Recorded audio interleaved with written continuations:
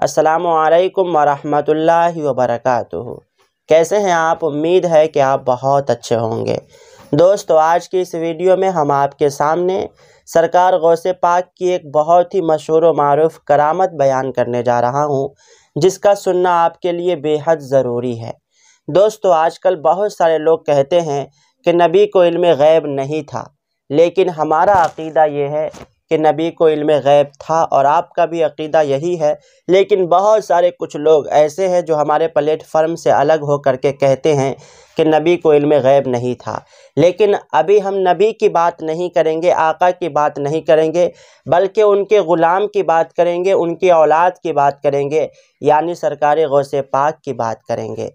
दोस्तों, एक मरतबा का वाक़या है कि सरकार गौसे पाक की बारगाह में दरबार लगा हुआ था। सरकार गौसे पाक की बारगाह में जलसा इस तरह से होता था, मजलिस इस तरह से होता था कि एक दरबार की तरह लगता था। और फिर जिस इंसान को जिस चीज़ की ज़रूरत होती थी, आकर के सरकार गौसे पाक से शिकायत किया करते थे और वो वहाँ से ले कर जाया करते थे। जैसे किसी के पास में औलाद नहीं है, तो वो जब सरकार गौसे पाक की बारगाह में शिकायत करते थे तो वो साहिबे औलाद हो जाया करते थे। जैसे कोई गरीब बंदा पहुंचता था, मज़दूर पहुंचता था, उसकी कोई मजबूरी हुआ करती थी, सरकार गौसे पाक की बारगाह में शिकायत करते थे, वो मालदार हो जाया करते थे। वैसे ही कोई नाबीना होता था, जाकर के सरकार गौसे पाक की बारगाह में शिकायत करता था कि मैं नाबीना हूँ, मुझे आँख की ज़रूरत है, मुझे देखना है दुनिया को। सरकार गौसे पाक उसे बीनाई अता कर दिया करते थे। उसके बाद सरकार गौसे पाक की बारगाह में मतलब कि जिस मकसद के लिए लोग पहुंचा करते थे, सब अपने मकसद में कामयाब व कामरान हो करके घर वापस हुआ करते थे। उसी तरह से दरबार लगा हुआ था, तो 40 आलिम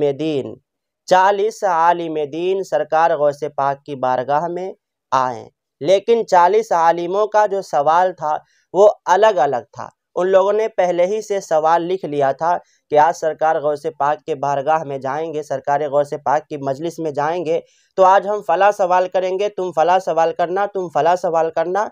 तो 40 आलिम दीन आए, 40 आलिम दीन का सवाल अलग अलग था।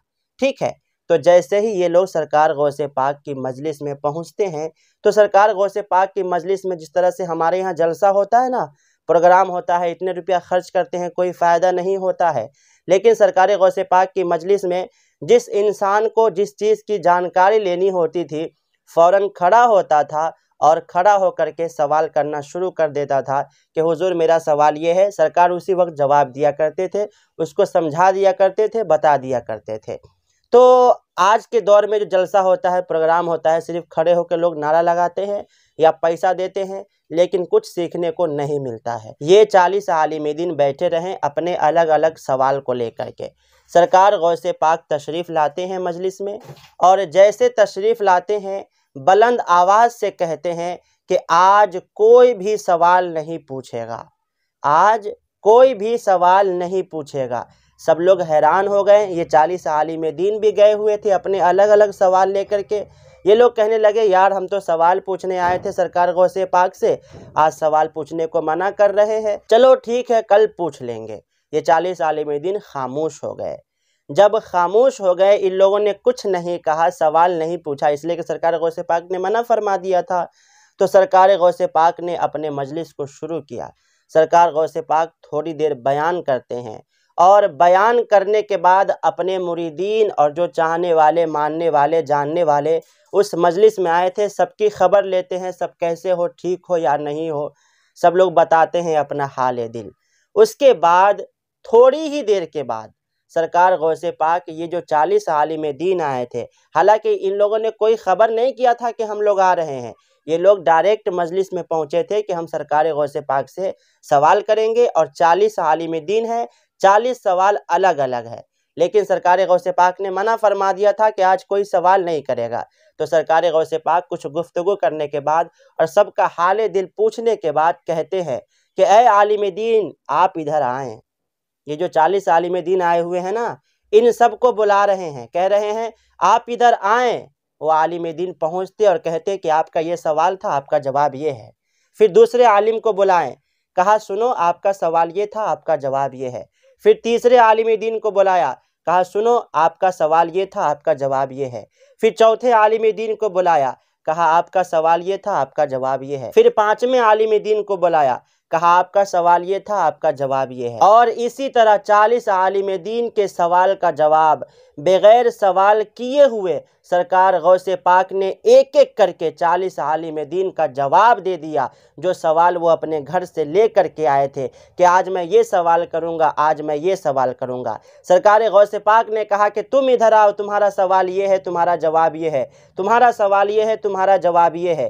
یہ لوگ حیران ہو گئے کہ ہم نے سوال بھی نہیں کرا اور سرکار غوث پاک نے جواب بھی بتا دیا، سوال بھی بتایا اور جواب بھی بتا دیا۔ تو سرکار غوث پاک فرماتے ہیں کہ آپ 40 عالم دین آئے ہو، آپ الگ الگ سوال لے کر کے آئے ہو، تو سنو میں بندہ عبدالقادر ہوں، اس لیے اگر میں آپ کے سوال سننے کے بعد جواب دیتا تو پھر عبدالقادر کی کیا خصوصیت ہوتی، اس لیے میں نے سوچا کہ آپ عالم دین ہو، آپ کا مرتبہ بہت بڑا ہے اور آپ مجھ سے سوال کرو اور میں جواب دوں، میری ذات کو گوارا نہیں دیتا، اس لیے میں نے سوچا کہ آپ سوال بھی مت کرو، آپ سیدھے آؤ میرے پاس، سوال بھی سنو، جواب بھی سنو، تاکہ پتہ چلے کہ یہ عبدالقادر صحیح میں بندہ عبدالقادر ہے۔ سرکار غوث پاک نے ان 40 عالم دین کو یہ کہہ کر کے وہاں پر سے واپس کر دیا۔ سب کے سب خوش ہو گئے، سب کے سب دیوانے ہو گئے، مچلنے لگے، واہ آقا کیا بات ہے تیری کہ میں 40 عالم دین سوال لے کر کے آیا، آپ کے سامنے سوال بھی پیش نہیں کیا، آپ نے سوال بھی بتا دیا، جواب بھی بتا دیا۔ یہ تھی سرکار غوث پاک کی شان۔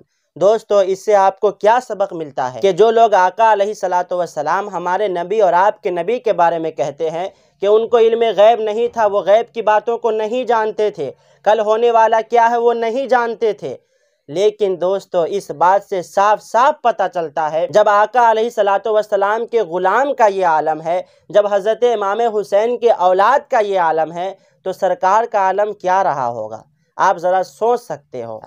اس لیے میں آپ سے کہنا چاہوں گا کہ اگر آپ کو یہ کرامت سرکار غوث پاک کی پسند آئی تو ابھی ہی اس کو شیئر کر دیں اور اس ویڈیو کو لائک کر کے چینل کو ضرور سبسکرائب کریں۔ ملتے ہیں پھر دوسرے ویڈیو میں، جب تک کے لیے السلام علیکم، اللہ حافظ۔